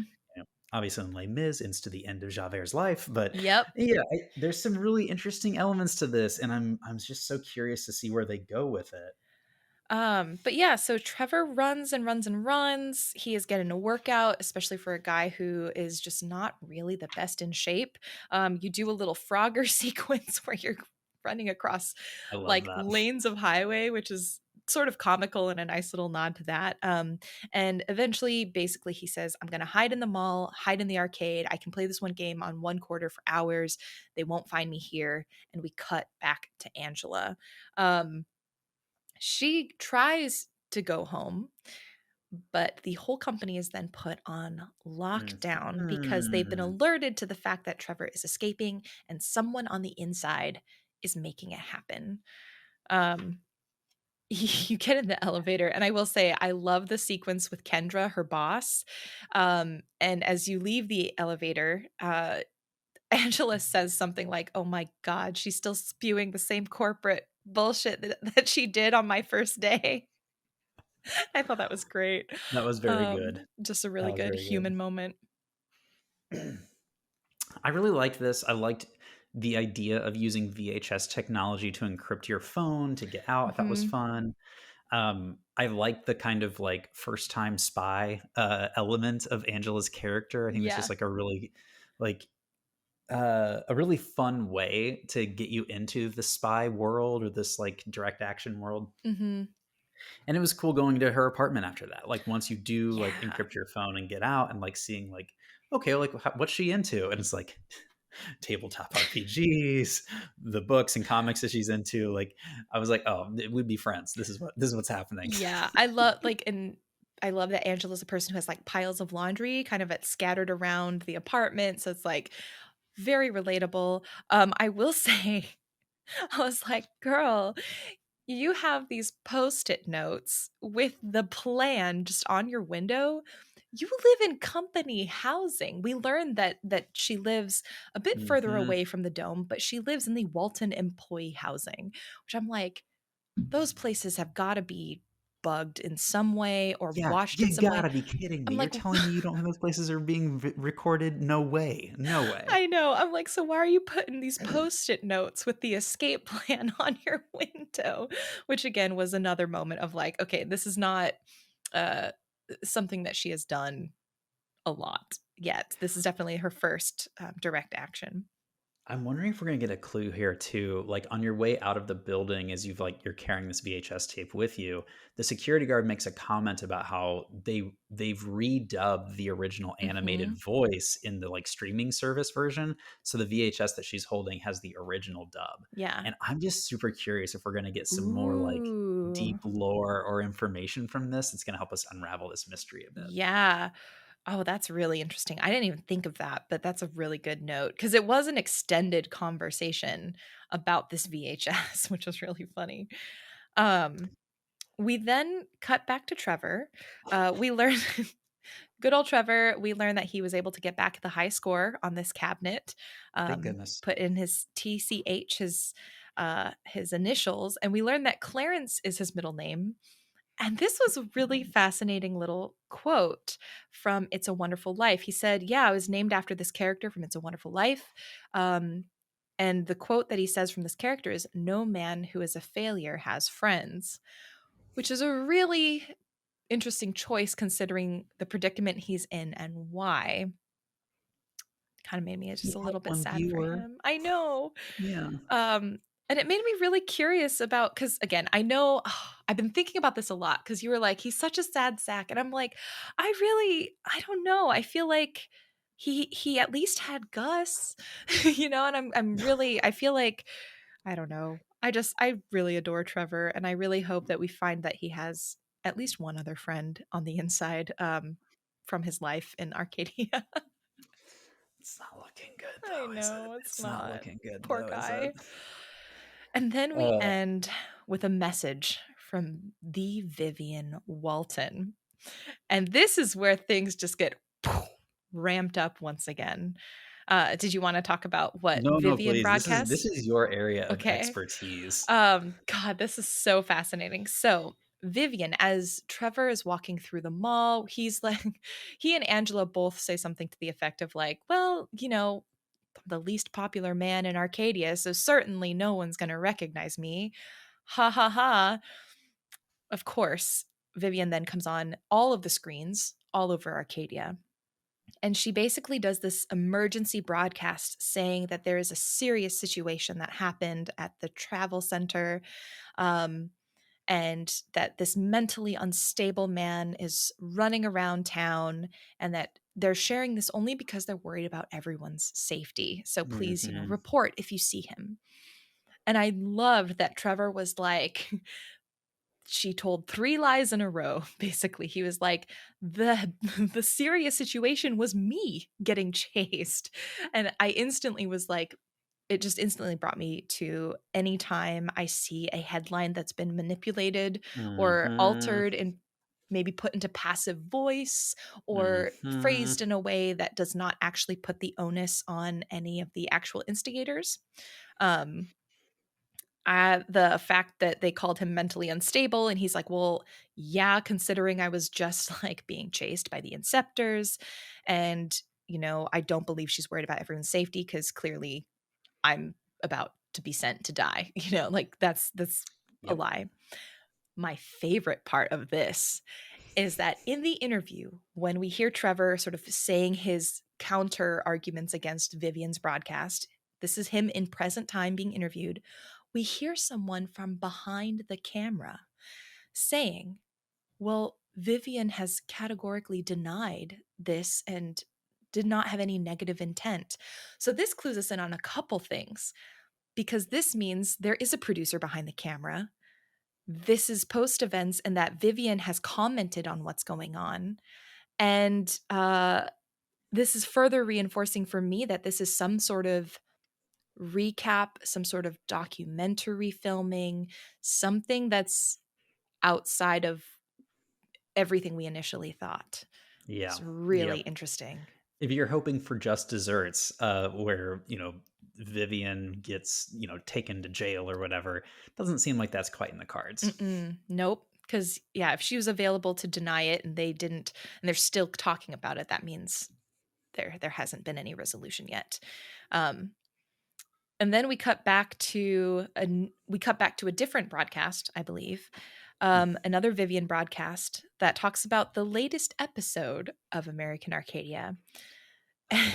Things are getting spicy, apparently. The most popular lady was caught kissing another man who is the best friend of the guy that she's supposed to be dating. So there's a love triangle.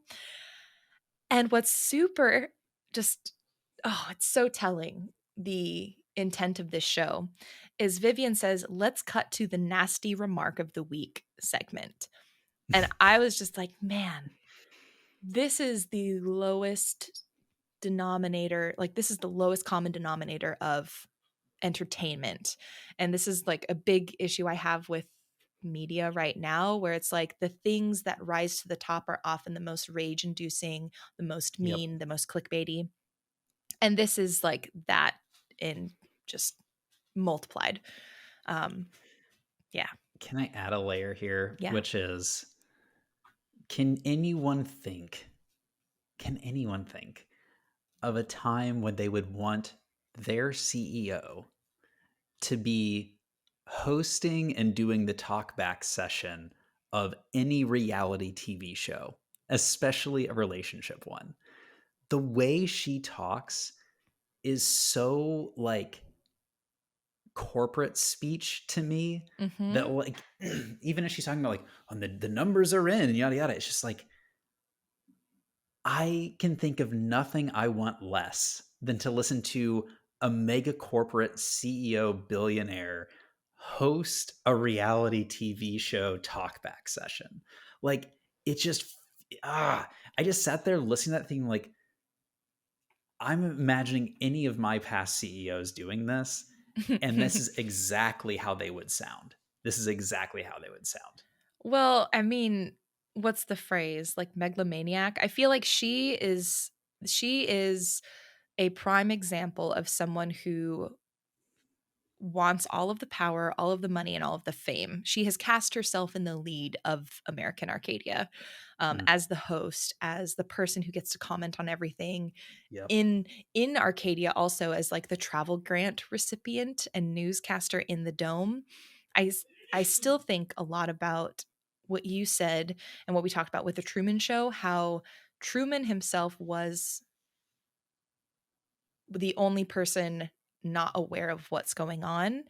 And I think seeing Vivian kind of also makes me wonder who else has cast themselves in this show, or who else has Vivian brought into the show, who are other like what is it? Outside character, like characters in the like NPCs, essentially, where they're Mhm. basically not part of the actual story. They're there just to facilitate what's going on. Like, part of me is wondering, is the guy, I don't think actually this is the case, but this is an instance where I'd be like, is that best friend of the guy in the love triangle, was he planted there to create that drama? Oh, I You love know what I that. mean? And so it's like, maybe not, but it makes me wonder, again, how much of this is manufactured, how much of this is um by design. I think that's so real. Yeah, I Yeah. think that's so, so real. But yeah, so I'm getting to, I gotta say, I'm loving this game. I'm Hmm. loving like the way they've done the intrigue. I've loved that they've given me such hateable characters and such like charming, lovable characters to cheer for. I just think Yes. they've really nailed some of this, and I'm pumped for next week. Yes. Next week, just speaking of, we are going to be continuing our journey. It's a bit of a heftier amount to play, but we will be going through chapters 4, 5, and 6. So those are the 3 chapters we'll be playing. Let me actually really quickly get the what is it? the text, because every, what is it, chapter is kind of like Mhm. preceded by that like wonderful overlay text. You um gotta love it. I'm curious though, do you have any other predictions as we move forward? Like, has any of your predictions changed actually since we've played through this Um, section? I still think that I still feel like the run is by design. I feel like the bus breaking down, things like that. Like I just feel like this is very orchestrated, Mm-hmm. and I'm hoping that this prediction comes true in some way. Mm-hmm. Um, and I'm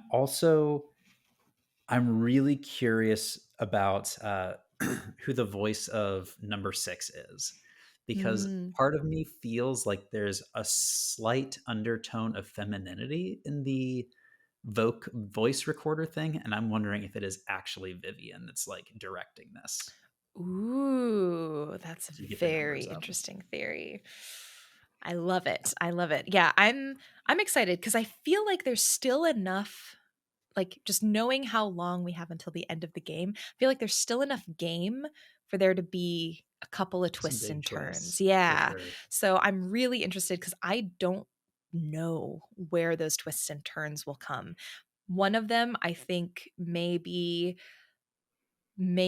having Trevor unsure, especially with that foreshadowing of him being like, I don't know if I want to leave. I wonder if that's going to be an element of the game later on in the story of him having to make a choice, um, and maybe choosing something unexpected like staying. But we shall see. Yeah, I'm with you. I'm loving this game. Really excited to keep playing. And I just pulled up my notes, and you're going to play until the end of chapter 5, or sorry, end of chapter 6. And that will be when A Wonderful Tomorrow to Live In has popped up. A Wonderful Tomorrow to A Live In. wonderful tomorrow to live in. Yeah. So once that pops up, that's where we'll stop. And yeah, very excited. Well, thank you so much for joining us at Geeks and Grounds. It is always a pleasure to escape with you all. Any last action items or action items, housekeeping items for us, Jenny? As I look at the Jira, let me Mhm. just no, nothing else. Again, thank you for listening. I would say if you are enjoying the podcast, and you're listening on Spotify, feel free to rate us there. That's always really helpful. Or engage with us, by like doing the thumbsing up on YouTube or adding a comment. It just really helps us in terms of just helping get through those algorithms.